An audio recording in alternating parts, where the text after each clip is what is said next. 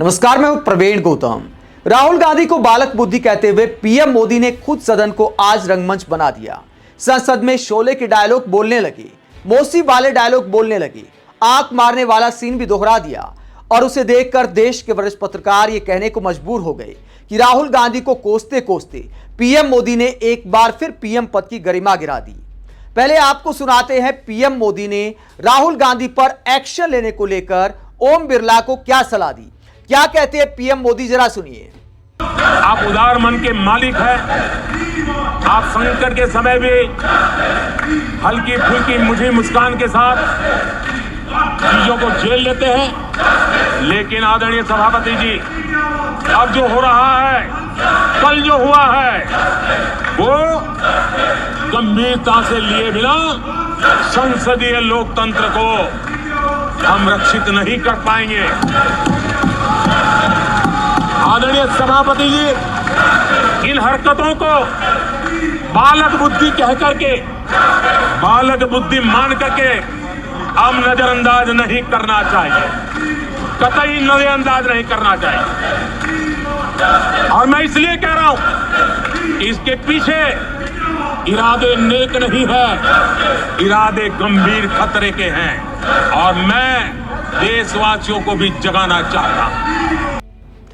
तो यहां पर राहुल गांधी पर एक्शन लेने की मांग करते हैं पीएम मोदी और कहते हैं कि उनके बयानों को बालक बुद्धि मानकर नजरअंदाज नहीं कर सकते, गंभीरता से लेना चाहिए। लेकिन खुद पीएम मोदी ने कितना गंभीरता से लिया।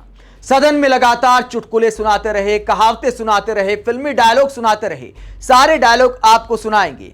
पहले आपको बताते हैं कि राहुल गांधी के नफरत की राजनीति को लेकर बयान को पीएम मोदी ने कैसे हिंदू समाज से जोड़ दिया। बल्कि राहुल गांधी ने साफ कहा था कि हिंदू कभी हिंसा नहीं करता, हिंदू भाईचारे के साथ चलता है, हिंदू के संस्कार ऐसे नहीं है कि नफरत फैलाए। राहुल गांधी ने बीजेपी पर नफरत फैलाने का आरोप लगाया था, लेकिन पीएम मोदी उसे धर्म की राजनीति से जोड़ देते हैं और संसद में विपक्षी सांसद उसके बाद झूठ बोले कौवा काटे के नारे लगाने लगते हैं। क्या सीन होता है, जरा देखिए। आदरणीय सभापति जी, गंभीर बात है कि आज हिंदुओं पर झूठा आरोप लगाने की साजिश हो रही है, गंभीर षड्यंत्र हो रहा है। आदरणीय सभापति जी,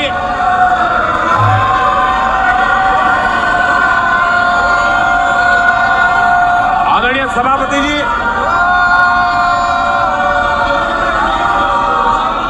ये कहा गया हिंदू हिंसक होते हैं? ये है आपके संस्कार, ये है आपका चरित्र, ये है आपकी सोच, ये है आपकी नफरत इस देश के हिंदुओं के साथ, ये करने में। आदरणीय सभापति जी, ये देश शताब्दियों तक इसे भूलने वाला नहीं है। नारे लगाए जा रहे हैं कि झूठ बोले कौवा काटे, क्योंकि पीएम मोदी ने राहुल गांधी के बयान को ट्विस्ट कर दिया। राहुल गांधी ने बयान दिया था बीजेपी के बारे में, हिंदुत्व के नाम पर जो नफरत की राजनीति की जाती है उसके बारे में, लेकिन पीएम मोदी ने सारे हिंदू समाज को इससे जोड़ दिया। और उसके बाद पीएम मोदी चुनाव के इस बयान को दोहराते हैं कि इससे पहले शक्ति के विनाश की भी बात की थी राहुल गांधी ने।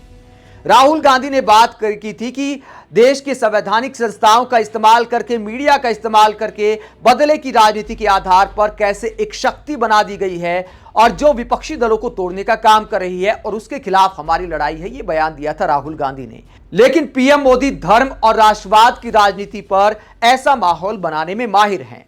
जैसे अग्निवीर को भी आज पीएम मोदी ने राष्ट्रवाद से जोड़ दिया, जबकि देश के विपक्षी नेता युवाओं की आवाज उठा रहे हैं। लेकिन पीएम मोदी अग्निवीर के मुद्दे को आज राष्ट्रवाद से जोड़ देते हैं, विपक्षी नेताओं पर आरोप लगा देते हैं कि देखिए देश की सेना को कमजोर करने की कोशिश हो रही है। पहले देश में जिस तरीके से भर्ती होती थी तो क्या हमारे सैनिक ठीक से काम नहीं करते थे? सेना में रिफॉर्म के नाम पर अग्निवीर को जस्टिफाई करते दिखाई दिए प्रधानमंत्री। आगे आपको दिखाते हैं कि प्रधानमंत्री जब राहुल गांधी पर बालक बुद्धि का आरोप लगाते हैं, कहते हैं गंभीरता से लेना चाहिए, लेकिन खुद कितना गंभीरता से लिया। किस तरह संसद में शोले के अमिताभ बच्चन बन गए पीएम मोदी। जरा बयान देखिए कि पीएम मोदी संसद को कितना गंभीरता से लेते हैं और देश के प्रधानमंत्री को क्या इस लहजे में फिल्मी डायलॉग मारने चाहिए। क्या कहते हैं पीएम मोदी, जरा सुनिए। आदरणीय सभापति जी, कांग्रेस के नेताओं के बयानों में ये बयानबाजी ने शोले फिल्म को भी पीछे छोड़ दिया है।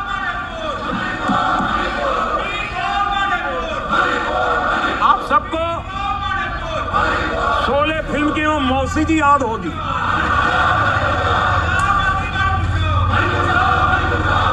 तीसरी बार तो हारे हैं, पर मौसी, ये बात तो सही है, तीसरी बारी तो हारे हैं, और मौसी मोरल विक्ट्री तो है ना। आदरणीय सभापति जी, 13 राज्यों में 0 सीटें आई हैं। अरे मौसी, 13 राज्यों में 0 सीटें आई हैं, पर हीरो तो है ना।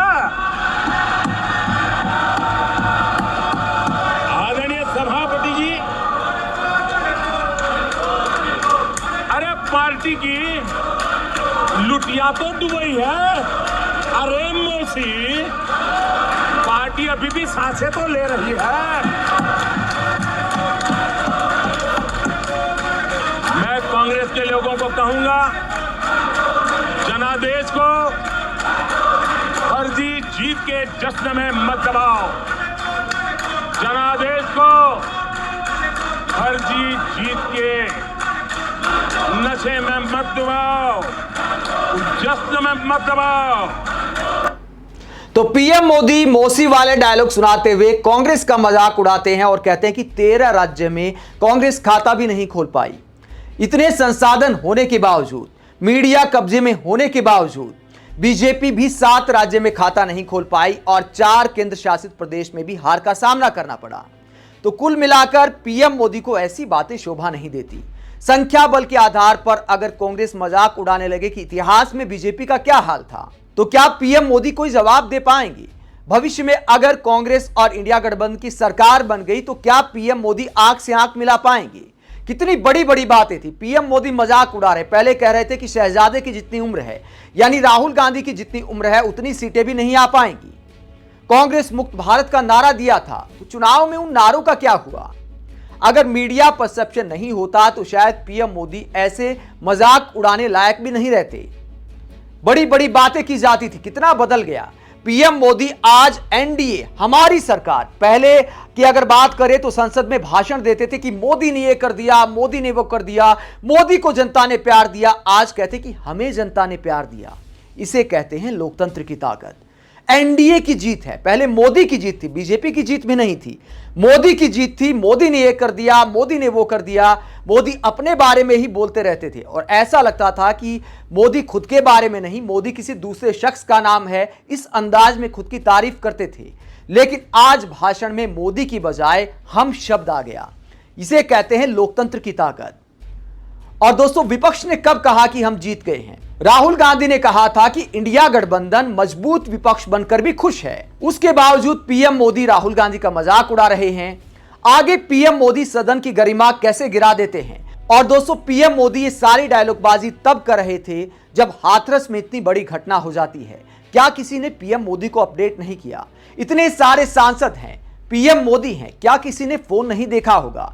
क्या सोशल मीडिया पर यह अपडेट नहीं मिली होगी कि हाथरस में इतनी बड़ी घटना हो गई है, इतने लोग मारे गए हैं और सदन में प्रधानमंत्री मिमिक्री कर रहे हैं? आगे राहुल गांधी का मजाक उड़ाते हुए पीएम मोदी आंख मारने वाला सीन कैसे दोहराते हैं, जरा वो बेशर्मी भी देखिए। आदरणीय सभापति जी, बालक बुद्धि में ना बोलने का ठिकाना होता है और न ही बालक बुद्धि में व्यवहार का कोई ठिकाना होता है। और जब ये बालक बुद्धि पूरी तरह सवार हो जाती है तो सदन में भी किसी के गले पड़ जाते हैं। ये बालक बुद्धि अपनी सीमाएं खो देती है तो सदन के अंदर बैठ करके आंखें मारते हैं, आंखें मारते।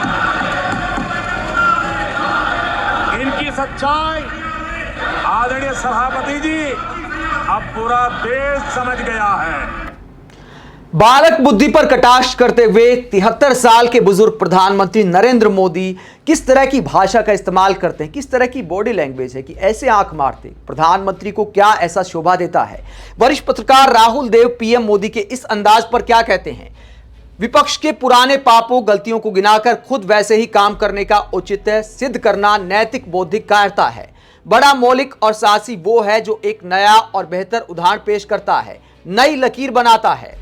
तो राहुल देव और देश के कई वरिष्ठ पत्रकार कहने को मजबूर हैं कि राहुल गांधी को कोसते कोसते पीएम मोदी एक बार फिर ऐसी भाषा पर उतर आए जो देश के प्रधानमंत्री को शोभा नहीं देती।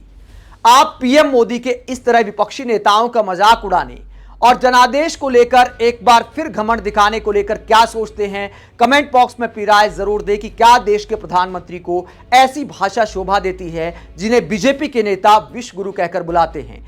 कमेंट बॉक्स में अपनी राय जरूर दें। अगर आप हमारी पत्रकारिता को पसंद करते हैं तो थैंक्स के ऑप्शन के जरिए आर्थिक सहयोग भी दे सकते हैं। इसके अलावा वीडियो को लाइक करें, चैनल को सब्सक्राइब करें। नमस्कार।